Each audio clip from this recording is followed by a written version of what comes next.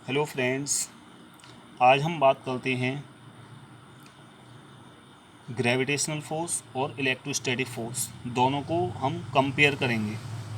आपने 11th में पढ़ा था ग्रेविटेशनल फोर्स, दो बॉडीज़ के बीच लगने वाला, और दो चार्जेस के बीच लगने वाला इलेक्ट्रोस्टैटिक फोर्स। तो दोनों को हम कंपेयर करेंगे कि दोनों में क्या सिमिलरिटी हैं और क्या डिसिमिलरिटीज़ हैं दोनों फोर्सेज में। Comparison between electrostatic and gravitational force. दोनों फोर्सेस को हम क्या करेंगे, कंपेयर करेंगे। तो सबसे पहले हमने 11th में पढ़ा था ग्रेविटेशनल फोर्स। ग्रेविटेशनल फोर्स का क्या फॉर्मूला होता है, आपने पढ़ा था Fg(m1m2/r²). इस मान लो दो बॉडीज़ हैं, उनके मास m1 m2 हैं, उनके बीच की डिस्टेंस r है, तो उनके बीच लगने वाला जो फोर्स होता है वो होता है G(m1m2/r²). जी क्या है यहाँ पर, ग्रेविटेशनल कांस्टेंट है, ठीक। And electrostatic force,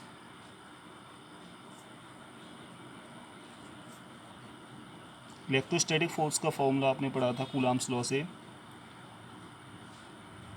1/4πε0 K Q1 Q2/r²। Q1 Q2 क्या है, चार्जेस की वैल्यू हैं, R उनके बीच की डिस्टेंस है, K क्या है, उन चार्जेस के बीच का क्या है, मीडियम है, ठीक।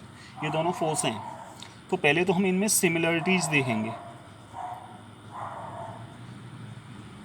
क्या क्या सिमिलरिटीज़ हैं। सबसे पहली बात, ये वाला जो फोर्स है ये भी r² के इन्वर्सली प्रोपोर्शनल है, और ये वाला फोर्स भी r² के इन्वर्सली प्रोपोर्शनल है। मतलब दोनों फोर्स क्या करते हैं, इन्वर्स स्क्वायर लॉ को फॉलो करते हैं।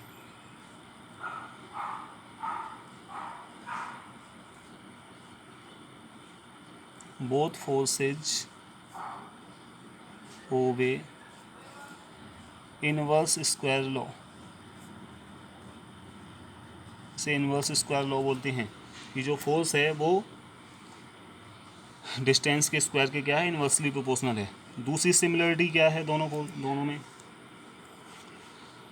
दोनों जो फोर्स हैं वो वैक्यूम में एप्लीकेबल होती है। मतलब ये वाला फोर्स भी, अगर ये दोनों बॉडीज वैक्यूम में रखी हो तब भी ये फोर्स लगेगा, ऐसी दोनों चार्ज कहाँ रखे हो, वैक्यूम में रखे हो, तब भी ये फोर्स लगेगा।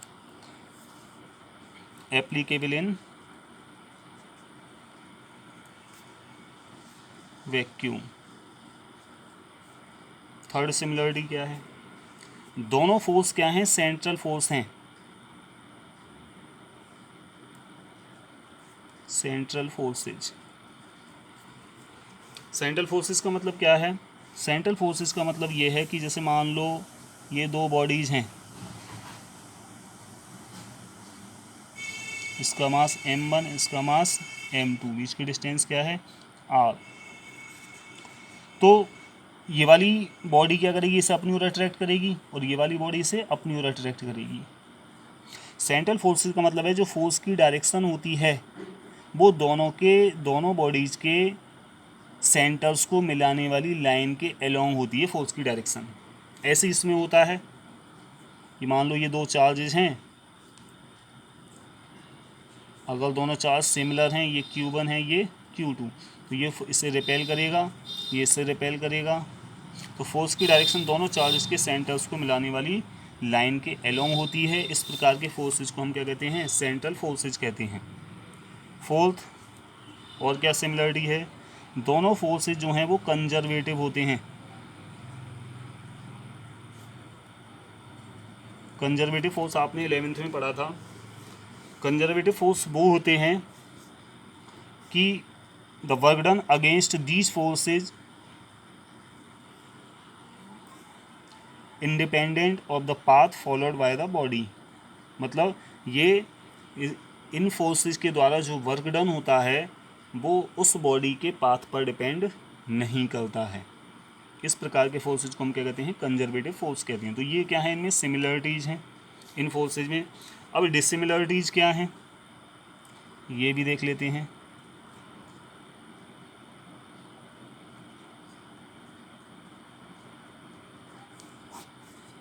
पहली डिसिमिलरिटी क्या है, पहली डिसिमिलरिटी ये है कि जो ग्रेविटेशनल फोर्स है आपने पढ़ा था वो कैसा होता है, ओनली अट्रैक्शन होता है, जबकि इलेक्ट्रोस्टैटिक फोर्स क्या हो सकता है, अट्रैक्शन भी हो सकता है और रिपल्सन भी हो सकता है। कि अगर चार्जेस की नेचर सेम है, मतलब लाइक चार्जेज हैं, तो वो क्या करेंगे, रिपेल करेंगे, और अनलाइक चार्ज क्या करेंगे, अट्रैक्ट करेंगे। तो पहली डिसिमिलरिटी ये है कि जो ग्रेविटेशनल फोर्स है, शॉर्ट में लिख देते हैं कि जो ग्रेविटेशनल फोर्स है वो कैसा होता है, अट्रैक्शन, अट्रैक्टिव होता है, जबकि इलेक्ट्रोस्टैटिक फोर्स अट्रैक्टिव भी हो सकता है, इसकी नेचर रिपल्सिव भी हो सकती है।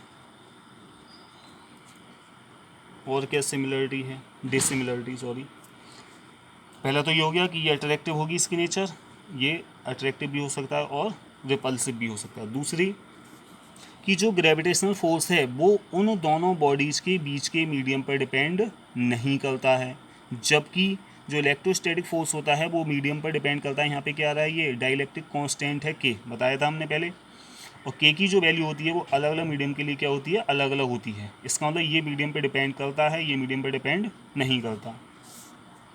मतलब जो ग्रेविटेशनल फोर्स है does not depend on medium,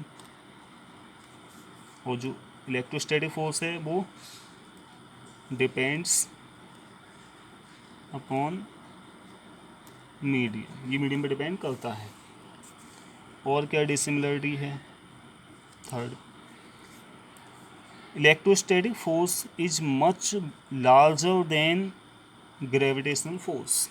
मतलब जो इलेक्ट्रोस्टैटिक फोर्स होता है वो ग्रेविटेशनल फोर्स से बहुत ही ज़्यादा बड़ा होता है, बहुत ही ज़्यादा स्ट्रॉन्ग होता है। एग्जाम्पल के लिए अगर हम बात करें, मान लो ये दो इलेक्ट्रॉन्स हैं, हम दो इलेक्ट्रॉन कंसीडर कर रहे हैं, ये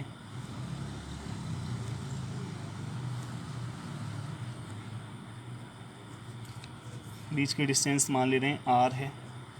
तो अगर हम इनके बीच में ग्रेविटेशनल फोर्स निकालें तो ग्रेविटेशनल फोर्स क्या होगा, G M E square upon are square, ठीक है।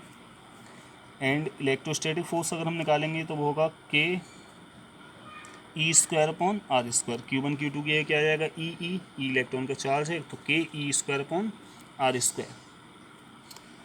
अगर हम इन्हें डिवाइड कर दें तो F e upon F g, r square cancel हो जाएगा, ये आएगा k e square upon G M E square. इनकी वैल्यू पुट कर दें, अगर हम के की वैल्यू होती है 9 × 10⁻9, चार्ज ऑन इलेक्ट्रॉन 1.6 10⁻−19 कूलाम, जी की वैल्यू होती है 6.67 10⁻−11, मास ऑफ इलेक्ट्रॉन 9.1 10⁻−31 kg। जब हम इसे सॉल्व करते हैं तो सॉल्व करके आएगा 4.26 10⁻42, या अप्रोक्सीमेटली 10⁻43। इसका मतलब ये हुआ कि जो एफ ई है वो 10⁻43 टाइम्स एफ जी होता है दो इलेक्ट्रॉन्स के लिए, मतलब बहुत ही ज़्यादा स्ट्रॉन्ग होता है, ठीक है। तो ये डिसिमिलरिटीज़ हो गई, ये सिमिलरिटीज़ हो गई ग्रेविटेशनल फोर्स और इलेक्ट्रोस्टैटिक फोर्स में। ठीक है, आज के लिए इतना ही।